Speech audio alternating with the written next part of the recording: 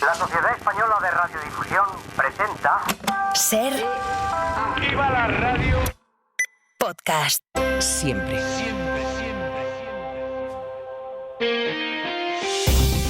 Las 8 de Hoy por Hoy en Ser Podcast. Hola, muy buenos días. Y al final de la semana, el fiscal general. La UCO, que atribuyó a Álvaro García Ortiz un papel preeminente en la filtración del correo del novio de Isabel Díaz Ayuso, de aquel correo en el que se reconocía un fraude fiscal, no ha encontrado ningún mensaje en el móvil del fiscal en aquellos días en los que se produjo la filtración. García Ortiz borró todos los mensajes de su teléfono porque, según la Fiscalía, hay una instrucción interna que obliga a ir eliminando los mensajes. Así que la Guardia Civil no ha encontrado ningún mensaje de teléfono, pero sí ha encontrado correos electrónicos. El fiscal general recibió el correo del abogado del novio de Ayuso a las 12 menos cuarto de la noche de ese día. Para entonces, la cadena SER ya había informado del contenido de ese correo. Lo había hecho 20 minutos antes de que Álvaro García Ortiz recibiera el correo. Es decir, cuando el fiscal general recibió el mail, hacía ya 21 minutos que la SER les había contado que era el novio de Ayuso el que reconocía sus delitos y pedía un pacto a la Fiscalía. Ya les habíamos contado la información que desmontaba el bulo que salió de la Puerta del Sol y que pretendía hacer creer que era al revés, que era la Fiscalía la que ofrecía un pacto. Dijo anoche Pedro Sánchez que ahora toca pedir disculpas al fiscal general, que no hay ninguna prueba de que fuera suya la filtración. Sastre, buenos días. Buenos días, Barceló. Esto lo dijo en Bruselas. Horas y horas de tertulias. Ríos de tinta en los medios de comunicación conservadores, diciendo que el fiscal general tenía que dimitir. Y resulta que hoy, en el informe de la Guardia Civil, se dice que no hay ningún mensaje que pruebe esa acusación tan grave que han hecho medios de comunicación y partidos políticos de la oposición, nada más y nada menos que a la reputación del fiscal general. Y la pregunta es, ¿quién va a pedir disculpas? ¿Quién va a pedir perdón al fiscal general del Estado? ¿Quién lo va a hacer? Porque ha habido mucha gente que ha exigido su dimisión, sin pruebas, con falsas acusaciones, con bulos y desinformación. Y ahora estamos viendo que en el informe de la Guardia Civil lo que se comprueba es que no hay ningún mensaje.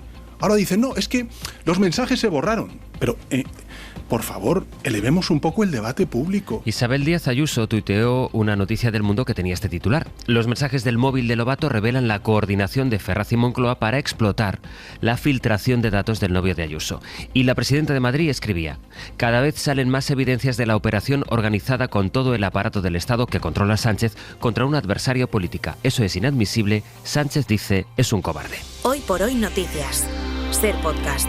Pedro Jiménez, buenos días. ¿Qué tal, Ángeles? Buenos días. Pedro, vamos a explicar lo que la Guardia Civil ha encontrado en el móvil del fiscal y también en el móvil de Juan Lobato. Empecemos por el fiscal, por los mensajes que había y los que borró.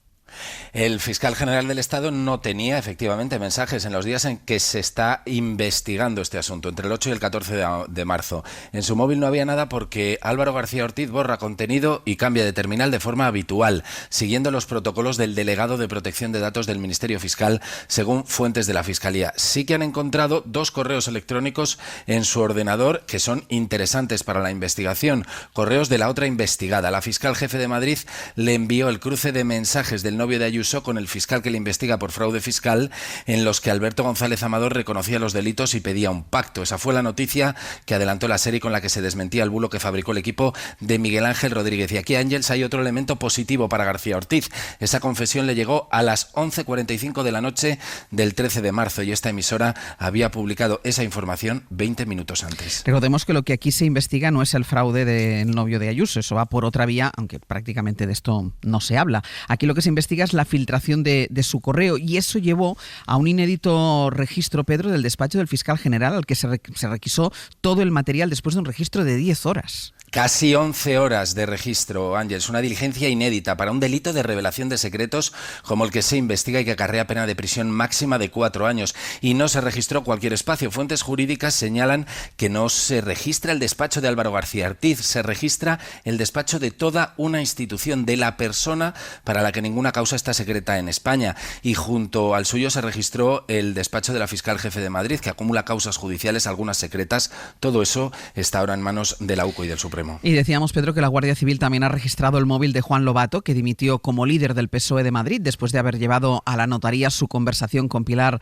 Sánchez Acera, en la que se hablaba del correo del novio de Ayuso. En ese caso, en el caso del móvil de Lobato, ¿qué han encontrado? Bueno, este volcado por lo menos ha aportado nuevos datos a la Guardia Civil, que amplía con eso la lista de personas vinculadas a PSOE y Gobierno que tuvieron conocimiento del correo electrónico con la confesión de Alberto González Amador antes de que se publicara en prensa, y otorga al exsecretario de Estado de Comunicación, a Francesc Vallès, un rol superior en relación con este episodio. Lobato envió en aquellos días de periodismo y fake news mensajes a compañeros de partido en los que explica que no quiere usar la confesión del novio de Ayuso porque no sabe de dónde ha salido, pero que le están presionando el propio Vallès, su sucesor Jon Antolín y la directora de comunicación del Ministerio de Vivienda, Laura Sánchez, que se suman a los nombres que ya se conocía que manejaban el documento antes de que se publicara: la asesora del ministro Óscar López, Pilar Sánchez Acera, y el propio Juan Lobato. Una cosa importante, Ángeles, de Jon Antolín y de Laura Sánchez no hay ningún mensaje en el informe de la UCO. Espera, Pedro, que todavía quiero preguntarte algo más sobre otro caso, porque hay otros nombres que siguen siendo noticia esta mañana. Uno es el de José Luis Ábalos, que ha denunciado a la Guardia Civil por haber interceptado sus comunicaciones cuando estaba protegido por la inmunidad parlamentaria. Esa inmunidad que ahora el Supremo ha pedido que le sea retirada para poder juzgar. La tesis de Ábalos es que las pruebas que se obtuvieron contra él se consiguieron de forma irregular porque la UCO se hizo pasar por la Guardia Civil de Tráfico para interceptar al hermano de Koldo, Miguel Ángel Campos. Buenos días, escrito de Ábalos a la Fiscalía General con el que trata de abonar la idea del fruto del árbol envenenado, demostrar irregularidades o ilicitudes en la investigación que por arrastre provoquen la nulidad del procedimiento y acaben enterrándolo. Ábalos afirma en su escrito que la UCO de la Guardia Civil utilizó a agentes del Grupo de Acción Rural para montar un control de tráfico ficticio con el objetivo de parar al hermano de Koldo entre Madrid y Valencia e intervenirle documentación que sabían iba dirigida al diputado Ábalos, documentación que abrieron y fotografiaron, que después esos mismos agentes siguieron al hermano de Koldo hasta el domicilio de Ábalos, le fotografiaron y consultaron a la DGT para comprobar que un coche aparcado era del exministro. Todos esos datos figuran de hecho en un informe de la UCO que consta en el sumario de la causa. Una investigación ilegal, recalca Ábalos, a un diputado a quien protegía la inviolabilidad de su cargo. Pide que la Fiscalía General investigue los hechos. Y todavía hay una novedad más, Pedro. ¿Qué se espera hoy en el caso Begoña Gómez? Pues hoy declara Cristina Álvarez, asesora de Moncloa, asignada a la mujer del presidente del Gobierno, y en el marco de esa relación, Begoña Gómez le encargó que enviara mensajes a los patrocinadores de la cátedra que codirigían la Complutense para que siguieran en el proyecto. Álvarez acude como testigo después de que el juez haya pedido la relación de asesores de Moncloa y las funciones que desempeñan, pero nadie descarta que pueda salir como investigada, tal y como ha ocurrido con el empresario Carlos Barrabés, con el rector de la Complutense o con el directivo del Instituto de Empresa, con Juan José Güemes. Pedro, luego seguimos en El Abierto. Hasta luego. Gracias. De nuevo, felicitarnos porque, en efecto, pues hemos aprobado, se ha convalidado por parte de las Cortes Generales un paquete fiscal que no era fácil sacar, no era evidente. Y creo que esto pues dice mucho de lo que está haciendo este gobierno desde hace ya 6 años. Y es sudar a la camiseta. Sudamos la camiseta, vamos. Peleamos todos los partidos, hasta el último minuto, hasta el último segundo. No damos por perdido ninguno. Este es el balance político particular que hacía anoche Pedro Sánchez después del último pleno del año, que fue como tantos otros de los que hemos visto ya en este curso. Negociaciones, carreras hasta el final, porque el gobierno no sabe si tiene los votos para sacar adelante las iniciativas. Sacó adelante la ley de eficiencia de la justicia, pero el PNV y Junts se alían contra el impuesto a las empresas energéticas. Guillermo Lerma, buenos días. ¿Qué tal? Buenos días, Ángeles. El gobierno contaba con que esos dos partidos se desmarcarían y salva la votación, pero comprueba que sus socios empiezan a ser cada vez más incompatibles entre sí, así va a tener muy difícil aprobar unos presupuestos que den estabilidad a esta legislatura tan incierta. Sí, el cierre del curso parlamentario deja a los socios de la investidura más enfrentados entre sí. La pinza entre el PP, Vox, PNV y Junts para acabar con ese gravamen a las energéticas ha levantado al resto de grupos de izquierdas que, como Esquerra, Bildu o Podemos, acusan a la derecha vasca y catalana de apuntalar así los intereses de las grandes compañías. Directamente le digan a la gente que los votos no son para el Partido Nacionalista Vasco, que son para Repsol. Y por mucho que chille la señora Belarra e insulte a los demás, las cosas no van a cambiar. Eso lo podemos hacer nosotros, porque podemos buscar mayores alternativas. Ella no. Ella está en una esquina del hemiciclo y a ver si se empieza a dar cuenta que para algunas cosas no tiene mayoría. El Ejecutivo defiende, sin embargo, que la coincidencia del PP con PNV y Junts es puntual y pone el foco en un hecho, y es que ayer evitó el revolcón parlamentario sacando adelante tanto el paquete fiscal como la ley de eficiencia de la justicia. 2024 se ha convertido en el año de la gran transformación de la justicia. Hemos conseguido que por fin la justicia tenga las bases para que sea la que se merece la sociedad del siglo XXI. Eso es lo que ayer destacó la Moncloa, la aprobación de esas dos medidas. El Gobierno está convencido de poder conjugar en cualquier caso todas las peticiones de los socios de cara a la negociación de los presupuestos. Sánchez pidió ayer a sus ministros que sudaran la camiseta una vez más para conseguirlo. Guille, gracias. Hasta luego. Y nos queda el tiempo, que se ha puesto ya de pleno invierno, Jordi. Así es, ahora mismo está helando de nuevo en prácticamente todo el interior de la península, heladas que irán a más durante el fin de semana. Además coincidirán en muchos puntos del interior con niebla, de manera que muchísima precaución ante la posibilidad de que también haya hielo en algunos tramos de carretera. Temperaturas bajas durante la noche y las mañanas, también durante las tardes, nada de máximas de más de 20 grados que todavía tuvimos ayer. Y eso a pesar de que el tiempo en general será radiante, algunos chubascos en el Cantábrico y en los Pirineos, pero en general va a hacer mucho sol y cada vez menos viento. Hoy por hoy noticias. Ser podcast. Je n'ai jamais regretté cette décision. Hoy es el día después del histórico veredicto por las violaciones a Giselle Pelicot, del que quedarán las condenas de 20 años para su marido, pero mucho más leves para otros de los hombres sentenciados. Y del que va a quedar especialmente el testimonio que dio ella, cuya imagen aparece esta mañana en las portadas de los grandes diarios del mundo, junto a esta frase: que la vergüenza cambie de bando. Enviado especial a Aviñón, Vicens Batalla. Buenos días. La sentencia ha sido pública en medio de un tribunal de Aviñón abarrotado de público y de periodistas de todo el mundo tras 3 meses y medio de juicio. El exmarido de Giselle Pelicot, Dominique, fue condenado a 20 años de cárcel como pedía la Fiscalía, pero los otros 50 hombres, aunque declarados culpables, lo fueron por debajo con entre 3 y 15 años. Por estas penas más bajas o motivos de salud, 6 de ellos quedan en libertad condicional. Pero Giselle apareció ante la prensa para leer un mensaje serena y con el mismo coraje que le ha caracterizado desde el primer día. Quise, abriendo las puertas de este proceso el pasado 2 de septiembre, que la sociedad se hiciera suyos los debates de aquí. Nunca he lamentado esta decisión, declaraba Giselle, acompañada de uno de sus nietos, y hacía este recordatorio. Pienso en las víctimas no reconocidas, cuyas historias permanecen a menudo en la sombra. Quiero que sepáis que compartimos el mismo combate, subrayaba. Por su parte, la abogada de Dominique Pelicot, Béatrice Davago, consideró injusto la distancia de penas del tribunal entre su cliente y los otros acusados y dejó abierto su paso siguiente.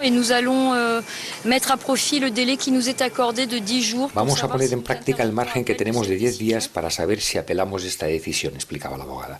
Fuera, grupos de feministas continuaban su apoyo a Giselle, entonando coros y esperando que esta sentencia sirva para cambiar la cultura de la violación. Y todavía del exterior, y después de que Putin retase ayer a Estados Unidos a un duelo de misiles, Bayo, se acaban de producir múltiples explosiones en la ciudad de Kiev. Hacía semanas que la capital ucraniana no despertaba tan agitada, con explosiones en mitad de la noche que han retumbado en varios barrios de la ciudad y que han causado daños en edificios e infraestructuras, obligando a los bomberos ucranianos a sofocar las llamas que han consumido varios vehículos. El ataque ruso, con al menos 8 misiles balísticos e hipersónicos, se ha cobrado la vida de una persona en Kiev y llega menos de 24 horas después de que Vladimir Putin calificara de ilegítimo al gobierno ucraniano, cuyo presidente reconocía ayer en Bruselas que peligra el apoyo a su causa sin Estados Unidos como principal valedor.